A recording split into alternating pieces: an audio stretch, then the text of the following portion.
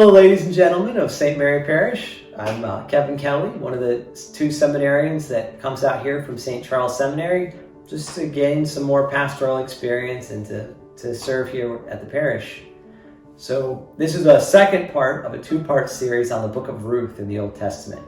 If you haven't had a chance to see that first video yet, I recommend you go back and watch it just to give you some context, just to understand what we're going to be talking about in these two chapters. So today I hope to cover Ruth 3 and 4. In chapters 1 and 2, we talked about Naomi, the widow from Bethlehem, who had moved to the land of Moab and had come back home to Bethlehem. With her, she brought her daughter, Ruth the Moabite. Now, it's important to know that the people of Israel living in the Promised Land at that time had been instructed to live, apart from the other peoples, the foreign nations. And so for Ruth to come back to Israel as a Moabite meant that she would be a little bit of an outsider, a little bit of an outcast. But as we know, Ruth came to the Promised Land not just to be a foreigner in a foreign land, but she really sought to live, the faith of her mother and become a good, faithful Jew ultimately. And we see how the Lord repays that for her when in chapter 2, when she goes to gather food for her family, she meets Boaz, who's very generous with her, who recognizes her faith, and who provides for her. So, as we begin chapter 3, Ruth continues to gather food in the field of Boaz throughout the whole summer, throughout all of the harvest time into the fall. And so late into the fall, as the harvests are coming over, and it's, time for harvest celebrations. As you finish, as you come, we celebrate this even today, that as the farming season comes to an end, that's when we have a lot of our festivals. Even Thanksgiving is in some ways, linked to that sense of the harvest is over. It's a chance to celebrate all the fruits of the earth that we've reaped, along with the many other, implications of the celebration. But Naomi has been watching, her daughter-in-law Ruth, and she knows, it's the responsibility of the family to provide for widows. In fact, there was a custom in the law of Moses that if a brother or some member of the family were to die, leaving his wife a widow, it was the responsibility of the next closest, maybe a brother, maybe a cousin, maybe a next of kin, to marry her. And this was in order to ensure that the name of that person who had died was continued, that there were descendants for that person raised up. So it was a sense of providing for those who were in need and in difficulty. As I said last time, it was very hard for widows otherwise to be provided for. If they were young and strong enough like Ruth, they could glean food, but certainly for someone like Naomi who was older, it would have been very difficult for her. But Naomi has been watching. She's seen the generosity of Boaz, and she knows, Boaz is young, Ruth is young. She decides to play a little bit of a matchmaker. So she pulls Ruth in one day before she goes out and tells her, now Ruth, there's going to be a big celebration at Boaz's field, and Boaz will be there. He'll be celebrating with his harvesters, and it'll probably be a late night. He probably will just go back and sleep, kind of to watch over, the harvest, to make sure everything stays okay. She tells him, I want you to go. I want you to sneak in that night, and I just want you to go lie near him. Don't, nothing, scandalous or anything. Just go and lie down, in the same area that he is. And so Ruth, being, obedient, faithful daughter-in-law, goes. So that night in Boaz's field, there's a big party, a big celebration, the end of harvest. It's a wonderful time. And Ruth, waits until the party has died down. She sees Boaz, and he goes and he lies down, to rest for the night. And so Ruth, very dutifully, she goes up and she lies down and she falls asleep. In the middle of the night, Boaz wakes up, and suddenly there's someone else sleeping nearby. He wasn't expecting that. And he asks, so who are you? And she says, I am Ruth, the one who has been, you've allowed so graciously to glean. And she says, it's starting to get cold. Can you spread the cloak, the fold of your cloak over me? Because Ruth has picked up on what Naomi is saying. Now, to spread your cloak over someone isn't just, oh, here, let me share a blanket with you. It was clear, you have been a provider for me. You've taken care of me. So now cast your cloak over me. it's very much a request for marriage. You know, some people, in some places I've seen a custom where a veil is put over the bride and groom during the wedding ceremony. And it's a very similar idea. If they share one cloak, one veil, they share one life.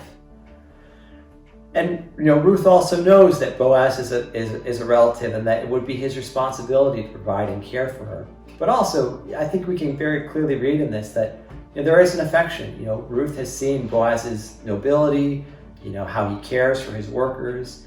She's seeing his generosity, you know, his fidelity to the Lord. And, you know, that's what she's seeking to live out herself, is she's trying to learn how to be a good, you know, Jewish woman in the time. And difficult for her as a Moabite, not always the easiest to gain acceptance, but, you know, Boaz doesn't see her as a foreigner. He doesn't see her as a Moabite. He sees her as a woman, as someone worthy of respect. So Boaz is a little taken aback, but also very struck by this, and he says, he basically tells her, "I'd marry you in a heartbeat if I could," but he says there's actually someone who legally would have more responsibility to marry you. So let me go and speak with him, and one way or the other, we'll make sure that you're provided for. So before dawn, he sends her back home, but not without first giving a very hefty gift, and, you know, about 6 bundles of grain for her to take back in her shawl. And when she comes home and brings it to Naomi and tells her the news, Naomi knows, he wants to marry you. He's been generous for this, you know, with this gift to show you, kind of like a dowry. Like, this is kind of his saying, this is my pledge for you. Like, if I can help, like, I will make sure you're provided for, and if possible, I will be the one to marry you. So that goes over chapter 3. Chapter 4, we run into a few interesting legal practices. So the first thing is Boaz goes out to the gate, and he waits for people coming and going to the city of Bethlehem. Now, if you imagine, you know, a lot of people have farms and fields outside the city, but may very well have their homes inside the city. And so it'd be very common for a lot of commerce, a lot of people to come and go through the gates. And so at the time, that's where the courtroom would happen, is if you ever needed to resolve a dispute or an issue, you would just wait at the gate, you would get enough people to be witnesses, and you would take your claimant to court, as it were. Like, let's resolve this, let's figure this out. And so he finds the relative that would be responsible for marrying Ruth, and he calls, you know, about 10 of the people there who are passing through the gate to be witnesses. And so he explains the situation. You know, when Elimelech left the land, he still had a field that belonged to him. And so Naomi has a right to this field. So it's up to one of us to buy this field, and you've got first dibs. You're the first up to be able to buy this field. And the relative's like, oh, that sounds pretty good. Yeah, I'll take some land. That would be great. And then Boaz says, by the way, you're going to have to marry Ruth, the Moabite, because the field also belongs to her in a certain regard. And for whatever reason, the guy's like, you know what? I'll take it back. Like, I don't need the land that badly. And to show that he's you know, taking away his claim to the land, he takes off his sandal and hands it to Boaz. Really weird custom by our days, but that was basically his way of saying, I hand over the right to walk this land over to you. I take my sandal off and I give it to you.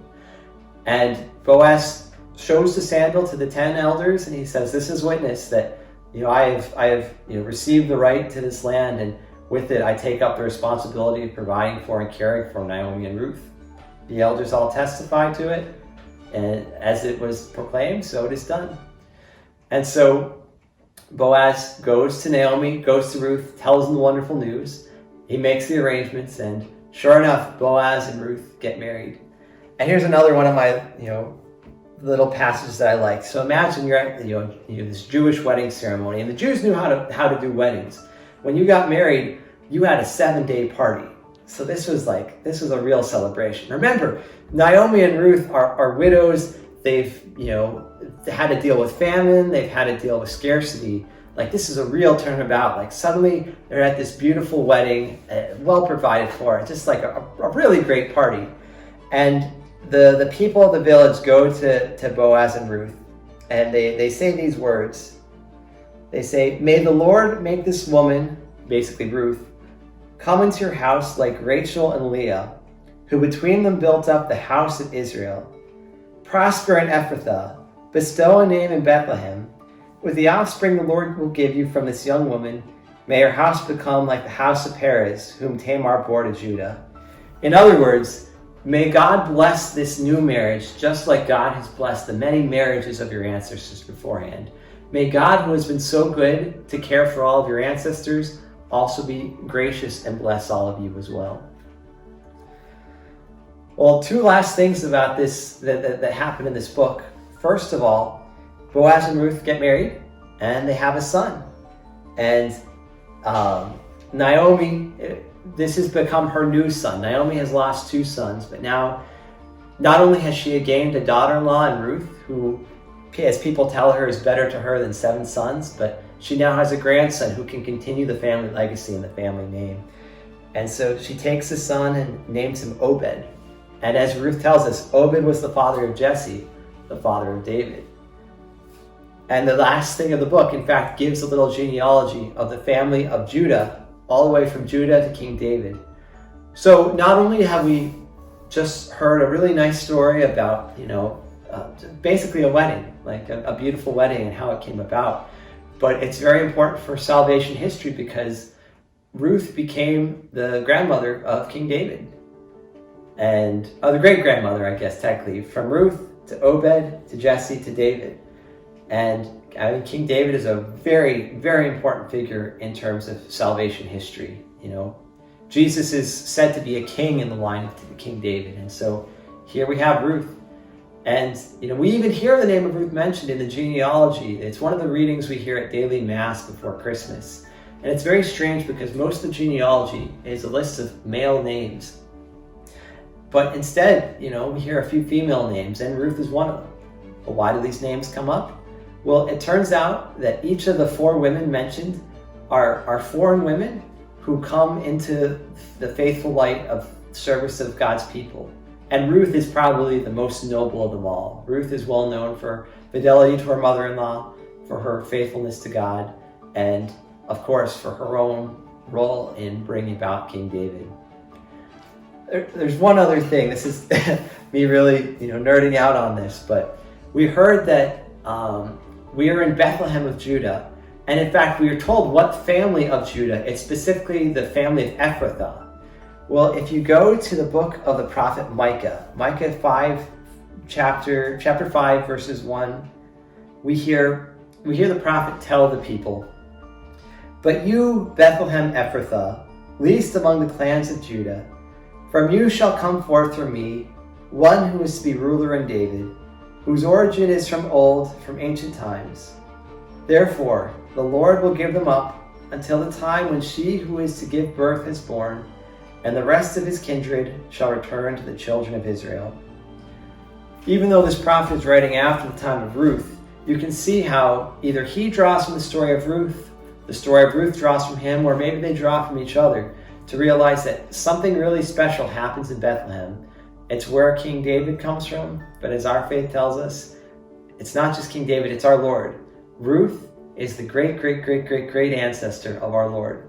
And we see it, just her fidelity, her, leaving her own people, her own land, just to follow a God whom she, trusts in. It brings about good things for herself, and it brings about good things for us as a result of it. So, yeah, I hope you found this informative and enlightening. This is something that really is, warms my heart. I love this book. It's a really great book, and it's always worth going back and giving a reread. So, thank you all for your time. I hope you all have a wonderful day. Take care, and God bless.